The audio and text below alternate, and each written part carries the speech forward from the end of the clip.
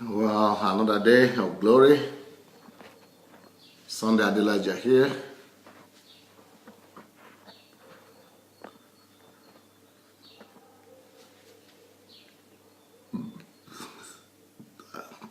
Hope you are expecting. Some people, I hope you are waiting already. Yes, another day of knowledge, revelation, insight. Shegun Fatumo today is the first person. Natalia Valentino, hello. Flair Karin Matip, hello.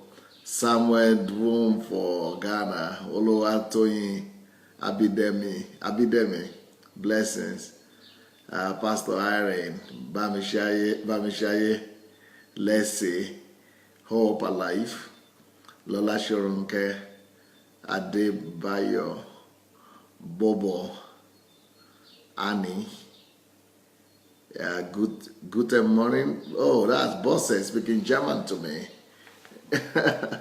Target there, Popola Oluwatose, Museum, Julia Cole, Olukayode, good morning. Victor Gundikwe, Fonge Babiju, Bridget Gode, Marie Martinez, Damilare from Lagos, Papa Aro, Jonathan Opon from Turkey. Good morning, everyone. Anthony Kue, Bonang Oregang, Olujide, Evangelist Francis, Ezekiel, Faith, Molombe from Cameroon, Paulos from Stockholm, Fatima, Fola Bora from Australia. Oh yeah, we need to begin to share the link. Please, I want to remind all of you, let's go back and share as we are entering in, as we are joining the conversation. Let's go back and press our share link. So I want to appeal to everyone that is here right now. Let's quickly go back to your timeline. Go back to your timeline, please, and press your share button. Let's quickly invite everybody to come join us. So let's quickly go back and press the share button, okay? Go press the share button. And yeah, okay, someone is saying, who is that? It is night here in Canada. Yeah, okay, Julia Scholl is saying it is night in Canada. Thank you for making it, despite the fact that it's night in your place. So let's go and share the button, please. Yeah, many people are saying they shared already. You know, we let the world go around. Let liberty go around. Let freedom go around. Let deliverance go around. Let people of God be set free in every country, in every nation, in every continent. Today is going to be another day of liberty, another day of deliverance, another day of grace to all the people that would listen to us today. So someone is going to be lucky today just by listening. Someone is going to be blessed today just by being fortunate enough to come across this link. So let's go share it. If you have not shared this link yet, if you have not pressed the share button, let's go back and to our share button and press it, and let more people come and join us before we start today. Okay. Okay, many people are saying they have shared, which is beautiful. If you have shared it, if you have shared the link, then I guess we could as well start now. Well, this week, for the past 3 days, I thought I was going to talk about this topic just one day, and but it didn't work out. I think I have to continue the topic today. The other day I said don't ever buy something that you can do without.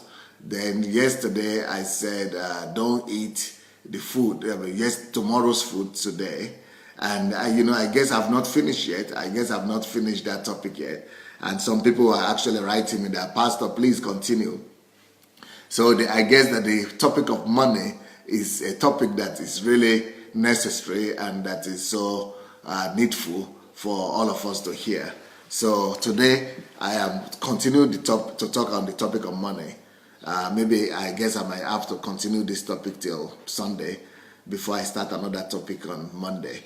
So, but today's topic is a bit kind of, I don't know how you find it, Well, let me give you the topic, and we'll see how you react to it. Today's topic is going to be called "Don't let them take away your money." Don't give them your money. Don't let them take away your money. Yeah, that's interesting. Eh? So who am I referring to? Don't let them take away your money. Don't let them take away your money. So who is that they referring to? Who am I talking about that they shouldn't? You should not let take away your money. A lot of people are interested, my dear, in taking away your money. Too many people are interested in taking away your money. Either you like it or not. The whole world is working 24 hours to find a way of taking away your money. The whole world. The whole world is busy they are designing styles and strategies to find ways to take away your money. Everybody is looking for ways and methods of taking away your money. Even preachers and pastors are looking for ways to take away your money. They are having meetings on this. In fact, some of them are doing seminars on how to make people give more. And that's what they say, how to make people give more. But really, it's just how to take away your money. And I'm a pastor myself, so I'm not, bashing pastors. I'm not attacking pastors. If I'm attacking pastors, it means I'm attacking myself. And if I'm saying don't let even pastors take away your money, it means that relates to me too. Don't let them take away your money, including pastors. Everybody is busy trying to look for a way to get that money out of your pocket. That thing that you have worked hard enough for, that money that you have used your life to give to give in return for, that thing, and somebody else is after it. Everybody is after your money. The companies that produce the products that they are flashing before your eyes, they are after your money. The advertisement companies are after your money. In fact, some people are going to hire professionals on how to make people spend and how to make people give. So there are people out there who are getting money and salary just to make you give your money. You don't know about it. Some people are working around the clock. In fact, there are whole industrial research institutes that are working on how to make you part with your money. Yeah, advertisement industry, that's a whole industry. There are thousands, millions of people working in this industry just to make sure that you part way with your money. That whatever you are using your life to work for doesn't remain with you. That's just the way the whole world is. And as a pastor myself who has met with high-ranking pastors, and I've been in all kind of pastors meetings and conferences, and I love my job, I love my work, and I love my colleagues. But let me tell you what, especially in America, there are people that are hired to come to pastors and churches without congregations knowing, that they will tell you that they will teach the church, and they will teach the pastors and the leadership on how to make people give and how to make people part with their money. Even though the people are poor, even though the people are not so rich, but they are still looking for ways to make them part with their money. That's just the way it is. Especially when people want to build churches, when people want to build a new house or a new premises, a new property, or they want to buy land, when there is a project out there, they hire professionals or they hire other pastors that will come, and their own job is just to raise money. And they call it raise money. But really, it's about one thing: getting you to part with the hard-earned money that you have earned all this your life.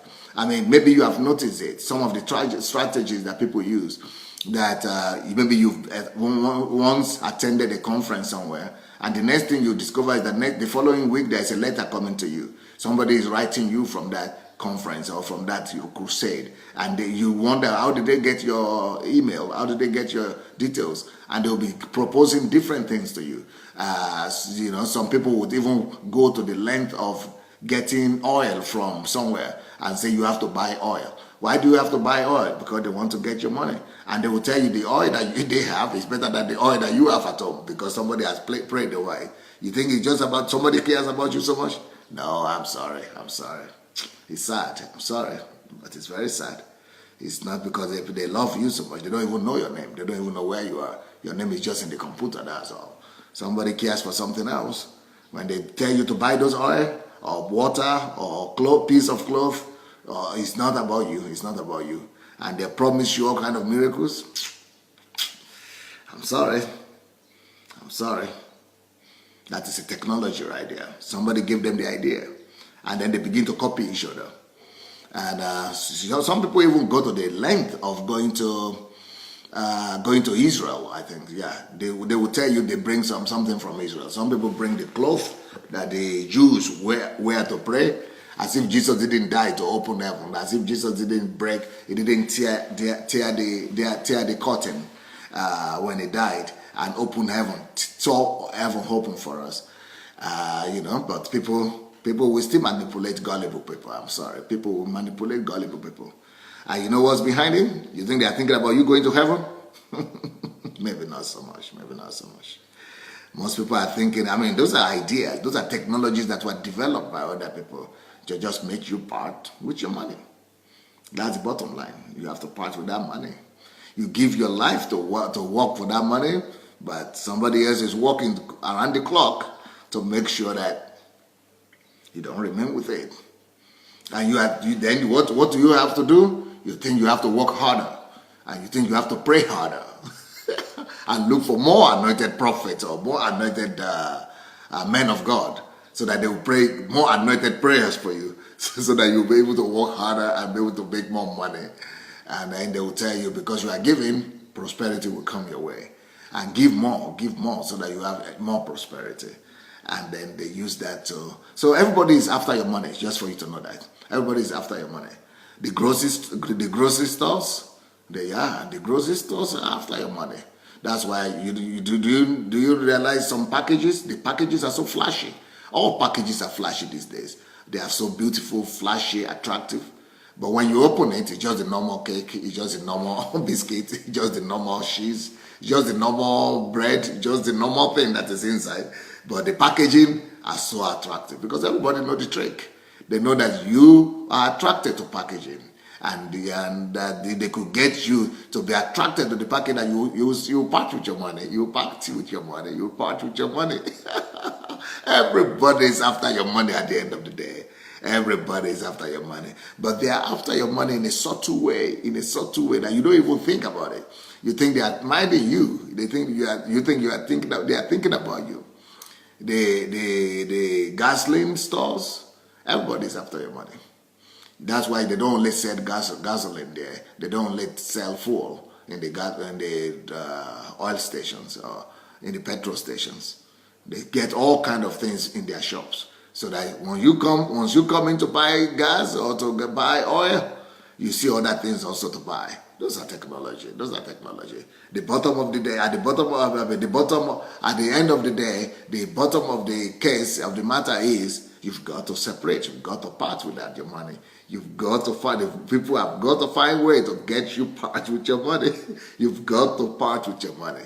You've got to part with your money. So you see people building houses and telling you there is mortgage. You can get mortgage for no money, no credit, no percentage, nothing, until you go there. But you've already lost it after the thing.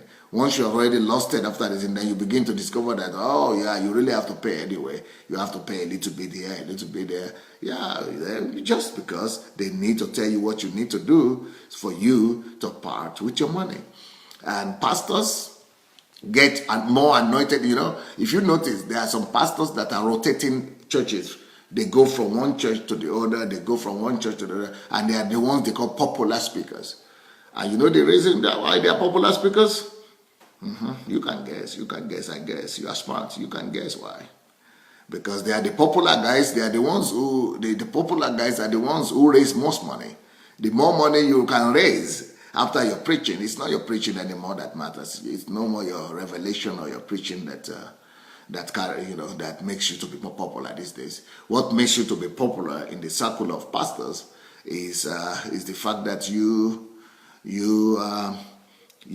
can give a good altar call, not altar call for salvation, but for offering. Yes. The more you can raise money now, the more popular you are. So the pastors begin to tell each other. This is what I pass through. People tell me, invite that man. I say, why? They tell me, because, He can raise money. He can raise money. He can raise money. What is the, then another person came to me and said, what is the amount you spend on your conference? What is the budget of your conference? So I said, oh, say, if you invite that man, he will cover the budget for you. He alone, he will cover it for you. He will raise all the money, and and there will still be something left. There will still be something left. But the only thing is that the only condition is once he has raised the money, you just have to divide with him. You have to share it with him. And the gullible members of church don't even know what is going on behind the scene. So you have to share with this preacher 50-50. So if he raises $100,000, then he takes 50% of it.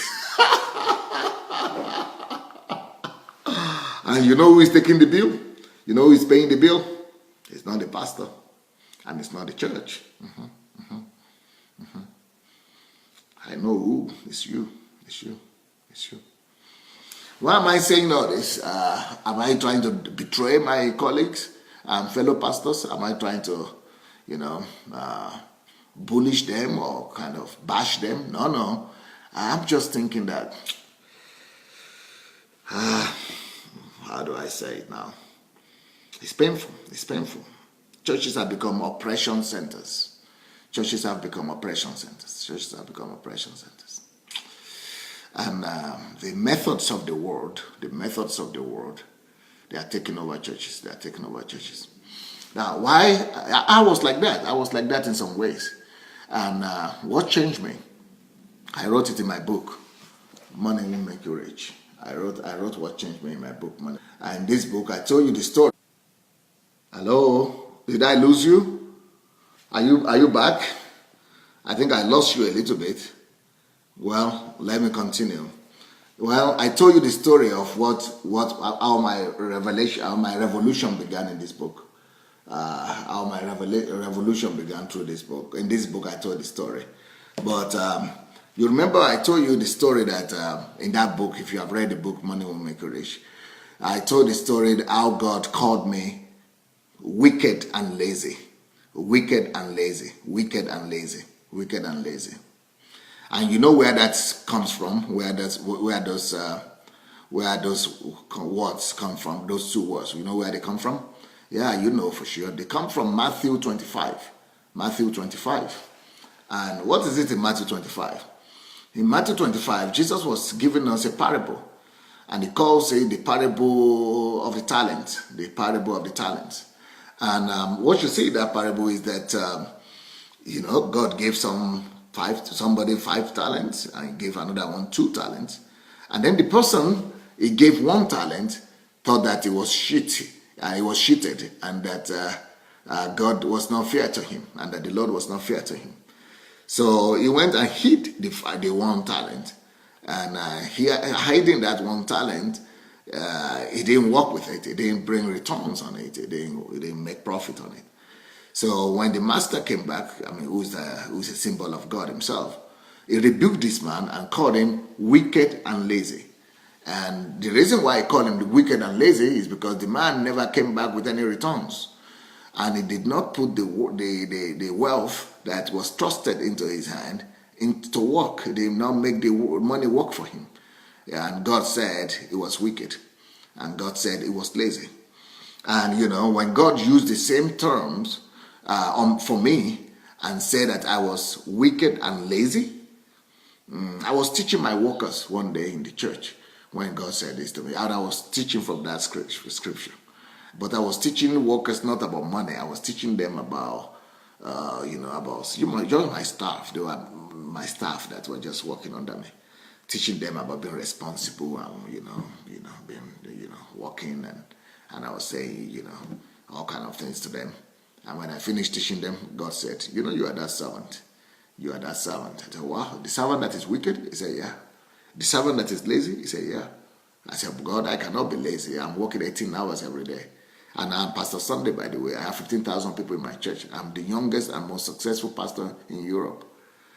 Yet, God doesn't care for that. God doesn't care for that. You see, God does not judge as man judges. God does not look at what man looks at. The size of your ministry, the size of your church, and your flamboyancy, your image doesn't impress God. It can impress man, but not God. Not God. So why was God calling me wicked? Why was God calling me wicked? I think I need to share that with you. I need to share that with you. Wicked in the sense that even though I was making as much as, at that point when I heard that word, I was making $40,000 a month from my offerings, 40,000 US dollars a month, and in a poor economy, in a depressed economy, but we're making something like that. But the sad thing about it is that at the end of the month,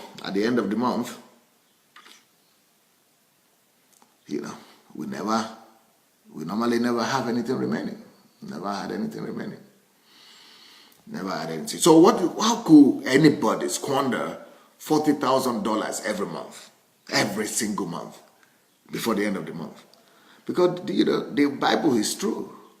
Wealth has a way of flying away. They develop wings. They develop wings. They fly away when you don't know the laws of money. And it doesn't matter how much you make a month. Even if you make $1 million a month, if you don't know the laws of money, you lose it all. You lose it all. Demands and needs always come from nowhere. I mean, we are paying 30% for the rent, for our rent. So that 30% goes automatically for the rent. And then all of that kind of needs, salary, expenses, all kind of things. So, but what surprised me is that I remember that at a point in our church, we were only making $2,000 a month. And from $2,000 a month to $20,000 a month, each time we were always lacking. When it got to $40,000 a month, we were still lacking. Even though the money in was coming, we were still lacking. So what did I do? I just did what I saw other pastors do. I just did what I saw, other pastors write about. I was copying other pastors. So what I'm thinking is that your pastors, or the pastors that are responsible for doing and using all the gimmicks to take away your money, maybe they just don't know better.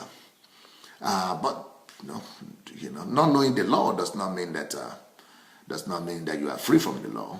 But most of them just copy each other. That's the problem. I was copying other people, and I was just doing what other pastors did, and I thought that was the only thing to do with money.